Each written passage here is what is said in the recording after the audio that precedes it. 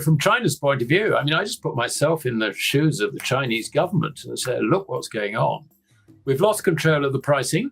We controlled the price for the last 3 decades. Okay, fine. That's brilliant. We can't control it anymore. We have lost that. Why? Because India is now going through an industrial revolution at the phase where China was 25 years ago. She's growing, and demand for silver, yet for industrial purposes, is just absolutely enormous. And on top of that, of course, throughout Asia, you would think that there would be some silver sort of coming out, scrap and all the rest of it. But no, the Asians hang on to their scrap because do they want silver or do they want rupees or reals or, it's a no-brainer. They hang on to their silver.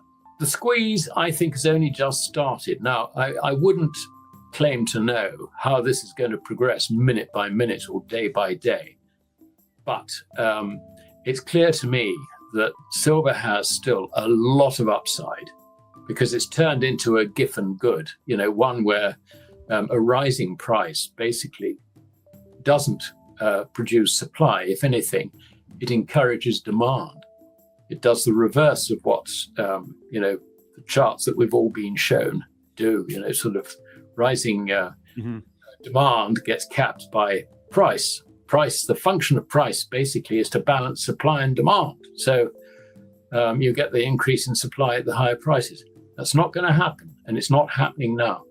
It's an interesting thing. I ran the bank participation report off, the December one, a couple of days ago, because there was I think it was an AI bot, which came up with this sort of wonderful thing about how the US banks were in trouble. They were terribly short, da-da-da-da-da.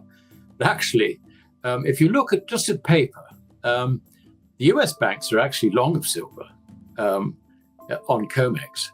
And but if you look at the foreign banks, or what they call non-US banks, they're the ones who are short. One assumes that they would be long of paper in London. But the problem is that even if they're long of paper in London, they're being effectively stood for delivery, if you like, by industrial buyers who come into the market and buy a forward contract and then want the real stuff. So the squeeze is actually, I think, very, very tight and difficult.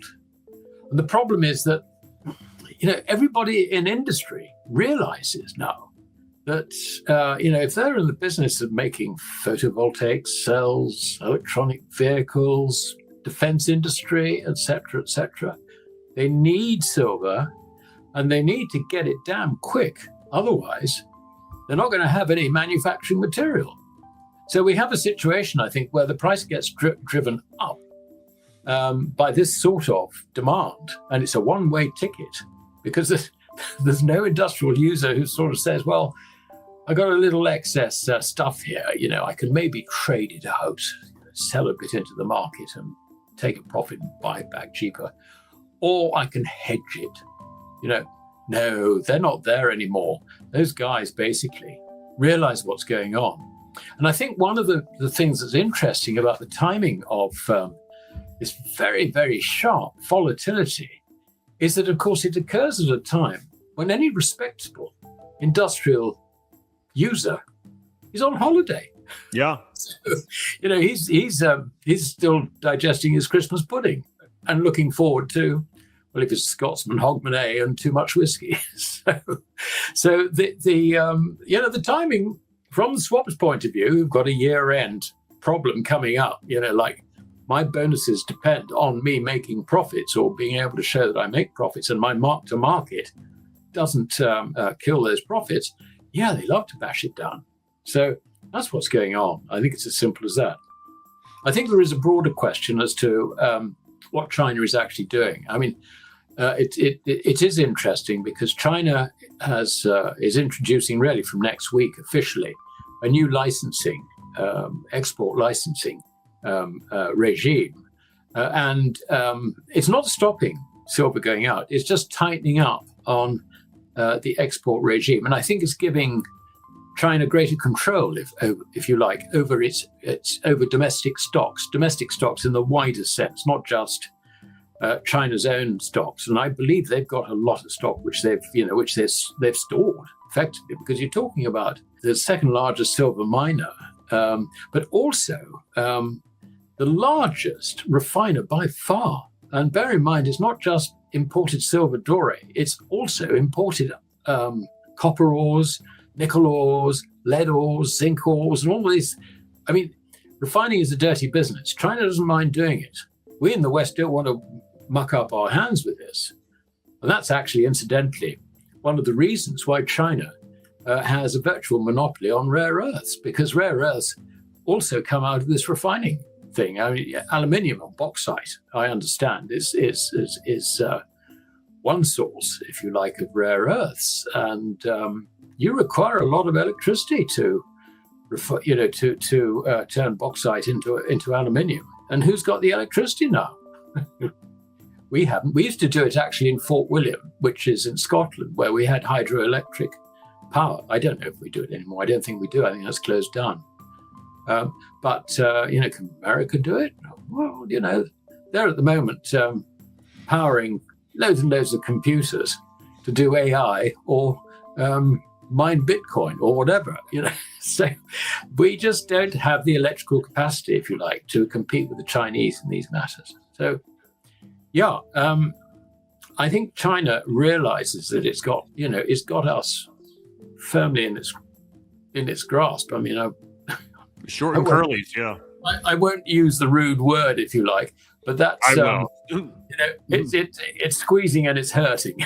I don't think it's price control as such. I mean, it's the consequence of many years of demand exceeding supply. I mean, just look at the Silver Institute tables.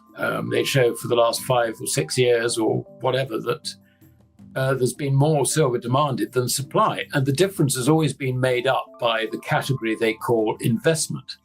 Yeah, it's not investment. It's Chinese stocks, basically. I mean, the fascinating thing is that in 2023, China supplied silver to the West. I can't remember the exact figures, so please don't hold me to it. But I think we were looking at something like 300 million ounces being supplied to the West. Well, the fascinating thing is that the supply is actually to the UK, Singapore, and I can't remember, there's another one. I mean, basically it was going into financial centers. And then in 2024, again, it was about 300 and something thousand ounces. Sorry, 300 million ounces. I'm talking millions of ounces. And that went to what I would call more industrial countries. So you could see that what was happening is that it was getting vaulted in places like Singapore, London, Switzerland, wherever, where the vaults are in 2023. But in 2024, it was definitely being drawn down by industry. Look, this is important to understand, because this is why China is trying to restrict, if you like, the export of silver. I mean, there's no doubt about it. Silver, as far as China is concerned, the importance of silver is absolutely going off the charts. They cannot afford to lose stocks. So I think that's really why they've got this new licensing regime. It's not a question of China stopping all exports. No, not at all. But she wants to just really control them. So I think that's what's going to happen.